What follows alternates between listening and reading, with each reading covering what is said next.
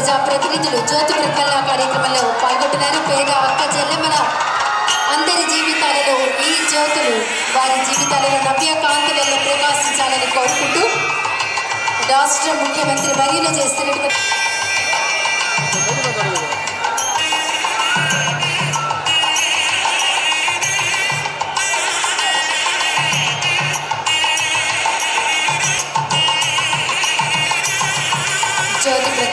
ప్రజాస్వామిక పాలన నవనాగరికతకు సూచన.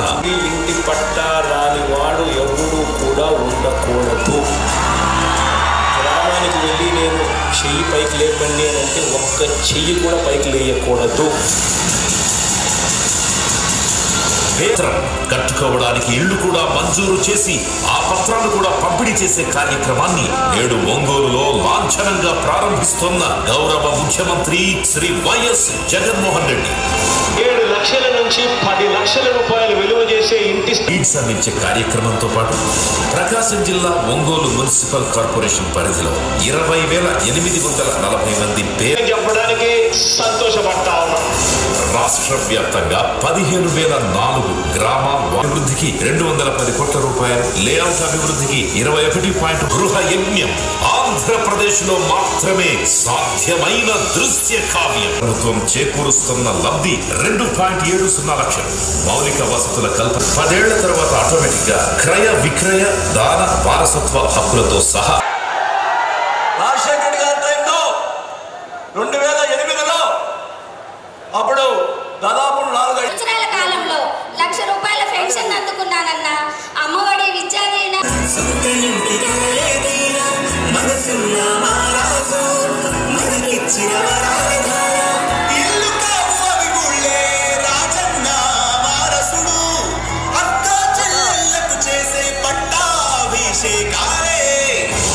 నవరత్నాలు నిస్పృహతో ఉన్న నాకు మీరు భరోసా ఇచ్చారన్న అమ్మఒడి ద్వారా నా పిల్లలకి నాకు తల్లిదండ్రులు లేరు, తోడబుట్టి తూతూ విద్యా దీవెన వసతి దీవెన పొందుతున్నారన్న ఇదంతా మీ వల్లే సాధ్యం.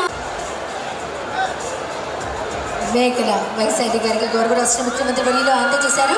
తర్వాత మల్లవరపు నాగ జ్యోతి గారికి అందజేయవలసి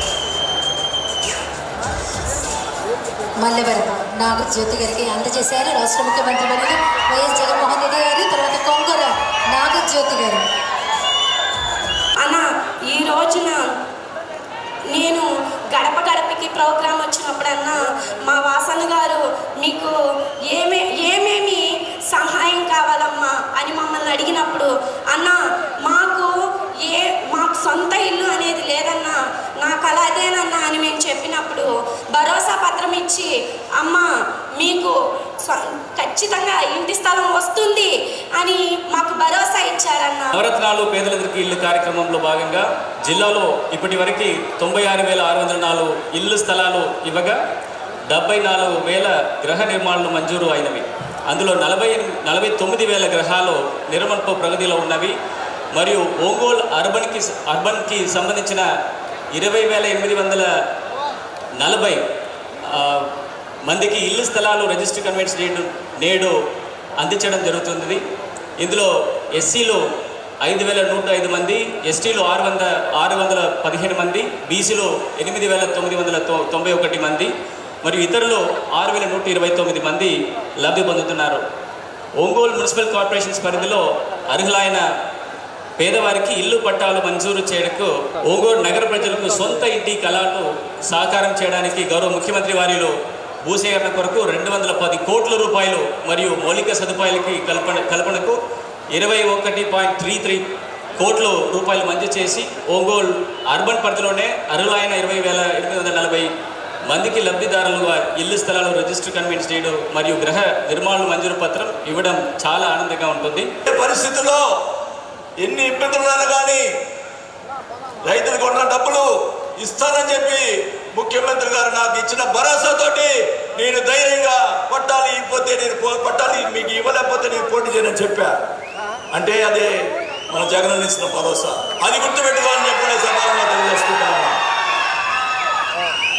మరి జగన్మోహన్ రెడ్డి గారు ఈరోజు ఇక్కడ ఈ స్థలాల కోసం 231 కోట్లు రిలీజ్ చేశారు. మన పట్టాలకి రైతులకు ఇచ్చేదానికి కాదు. ఇన్ని సంవత్సరాలు నా రాజకీయ జీవితంలో ఎక్కడ పొరపాటు చేయలా. మీ అందరికీ తెలుసు. రాజశేఖర రెడ్డి గారు నాకు నేర్పిన పాఠం ఒకటే, ఎదిగే కొద్ది ఒదిగి ఉండమన్నారు.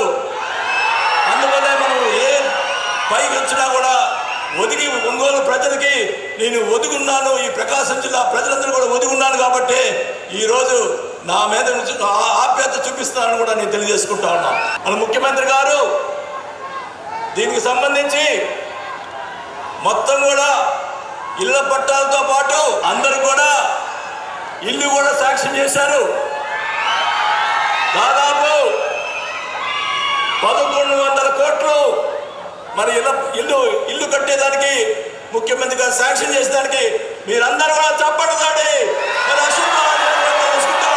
మంచి జరిగిస్తూ ఈరోజు ఆ పేదలకు ఆ అక్క చెల్లెమ్మలకు ఇచ్చిన డీ పట్టాలను సైతం రిజిస్ట్రేషన్ చేసి ఆ అక్క చెల్లెమ్మల చేతుల్లో పెడతా ఉండే మరో మంచి కార్యక్రమం ఈరోజు ఒంగోలు నుంచి ఇక్కడే జరుగుతూ ఉంది అని చెప్పడానికి సంతోషపడతా ఉంది.